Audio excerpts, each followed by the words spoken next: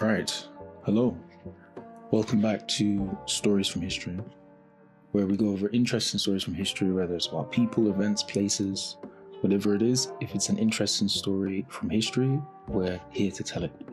And today, I thought I'd follow up with an interesting story because I made a video about the discovery of the Americas, which you can watch back on my channel, but I said I'd make a Reconquista video because it's what led up to the discovery of America. And it's a really interesting period of Spanish history, and kind of like an interesting insight into some of the religious wars that have been fought over time, like Muslims versus Christians and stuff. And yeah, it gives you a lot of history about the Muslim empire that was very expansive, which probably make some videos about that in the future. But today we're going to talk about the Reconquista. So let's get right into it. So what was the Reconquista, and how was Iberia reclaimed over 781 years? Well, the Reconquista wasn't a single war. It wasn't even a single era. It was a 781-year process, and it was fought in phases, with pauses, alliances, betrayals, gradually shifting power, and it reshaped the Iberian Peninsula permanently, and permanently altered European and Islamic history.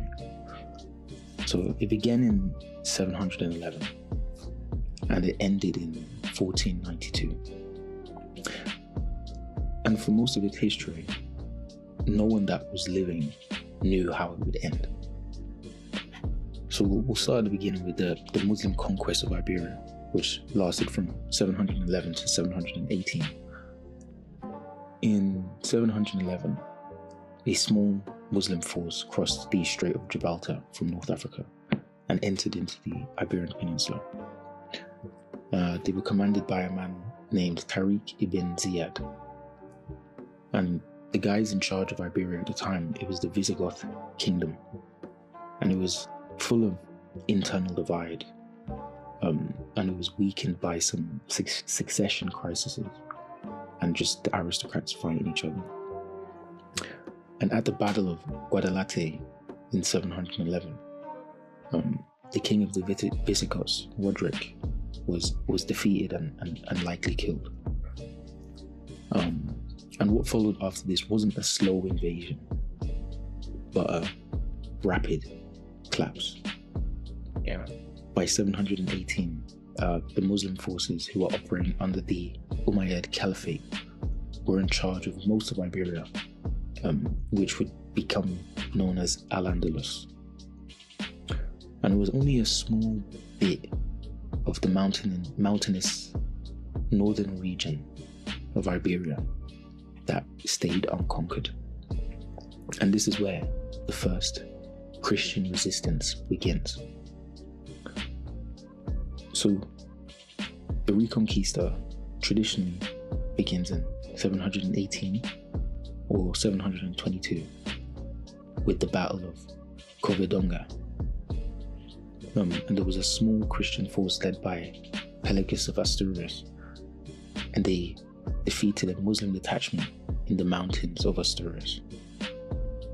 And militarily, this battle was just a small minor win, but symbolically it was massive, because it marked the first successful Christian resistance, and the foundation of the Kingdom of Asturias, which was the earliest Christian state in northern Iberia.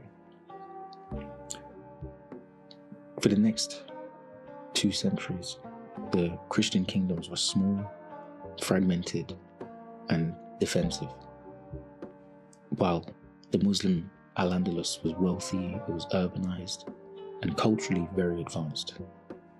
So at this stage, the Reconquista was just about survival, it wasn't about conquest. And we see Al-Andalus at its height between 756 and 1000 AD. In 756, Abdul Rahman I established the Emirate of Cordoba, which later became known as the Caliphate of Cordoba. And by the 10th century, Cordoba had something around like 400,000 inhabitants. The streets were paved, they had libraries, they had hospitals, universities. And religious minorities like Christians and Jews, they lived under Islamic rule as dhimmis. They were protected peoples, but they were taxed. And this was the golden age of Muslim Iberia. While during this period, the Christian kingdoms paid tribute, fought with each other, and expansion was slow. But the Reconquista was not inevitable. But there was a turning point when the caliphate began to collapse. Between 1009 AD and 1031 AD, a massive civil war destroyed the Caliphate of Cordoba. And Al-Andalus became fragmented into lots of small rival Muslim kingdoms. And it was this fragmentation that changed everything. Because the Christian kingdoms to the north, the León, Castile, Navarre, and Aragon, were now facing divided opponents, and this accelerated expansion. So we begin to see by the mid-11th century that the Christian forces pushed south into the Duero Valley. We see frontier towns begin to be fortified and repopulated. And we see a critical breakthrough in 1085 AD when Alfonso VI of León and Castile captured Toledo, as this was the former capital of the Visigoths. And this was the single most important Christian victory of the Reconquista up to this point, because Toledo was strategically central, it was culturally symbolic, and very important economically. And its fall was a shock to the Islamic world. But then we see the North African intervention, because in response, the Muslim rulers called up for help from North Africa. And this was from the Almoravids, who arrived in 1086, and they halted Christian advances and reunited much of Al-Andalus under stricter Islamic rule. And later they were replaced by the Almohads in the 12th century. So for over a century, Christian expansion was stalled, and some very important battles were lost. And Iberia entered into a new balance of power. But there was still hope for the Reconquista, because North African rule alienated local populations and fractured alliances. And so we see in 1212, the decisive moment comes at the Battle of Las Navas de Tolosa on the 16th of July in 1212. A union of Christian kingdoms, Castile, Aragon, Navarre, and Portugal, confronted the Almohad army at Las Navas de Tolosa. And the result was extremely catastrophic for the Almohads. Their army was destroyed, their power in Iberia collapsed, and Muslim resistance fragmented permanently. And this battle marked an irreversible turning point of the Reconquista, because from this moment, a Christian victory was only a matter of time. So we see by the 13th century, Christian kingdoms began to rapidly advance. Some of the key conquests included Cordoba in 1236, Valencia in 1238, and Seville in 1248, until there was only one Muslim state that survived: the Emirati of Granada, which was founded in 1238. Granada survived by paying tribute and exploiting Christian rivalries and maintaining strong defenses. And for over 250 years it endured. So now we begin to enter the final phase of the Reconquista. The final act began with a marriage in 1469 between Ferdinand II of Aragon and Isabella I of Castile. And their union created a powerful, unified Christian monarchy. In 482, war against Granada began. It was systematic, heavily financed, and relentless. And after decades of sieges and internal division within Granada, the city fell. And on the 2nd of January, 1492, Mohammed XII of Granada surrendered the Alhambra.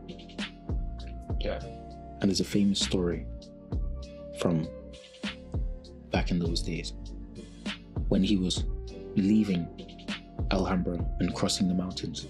He stopped at a spot that you can actually visit today called the Moor's Sigh, where he saw Alhambra for the last time, and he began to weep. And his mother replied to him, cry like a woman for the kingdom that you cannot defend like a man. So, pretty heavy stuff. But this was the end of the Reconquista. But the end of the Muslim rule didn't mean peace. In 1492, in the same year that Granada fell, Jews were expelled from Spain. Forced conversions to Christianity intensified, and religious uniformity became state policy.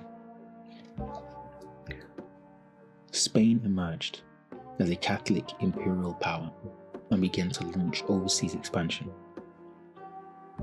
The Reconquista reshaped Spanish identity, European religious politics, and Christian-Muslim relations for centuries. The Reconquista was not a holy war from start to finish. It was political, economic, dynastic, and religious. There were times when Christians allied with Muslims. There were times when Muslims fought Muslims. What makes the Reconquista unique isn't its violence, but its duration. There's no other conflict in European history that unfolded over nearly 8 centuries with such continuity. The Reconquista was not the clash of 2 civilizations in a single age. It was the slow rewriting of Iberia, generation by generation. And yeah, that was a video about the Reconquista. Very fascinating tale from history. Very cool. It's really interesting how after this Spain then began its discovery of America. All the energy, all the resources, all the organization and intelligence that it had built up, it kept expanding outwards and eventually found a new world, which was pretty cool. And we have a video about that too. So yeah, if you like that, do please check that kind of stuff out on my channel.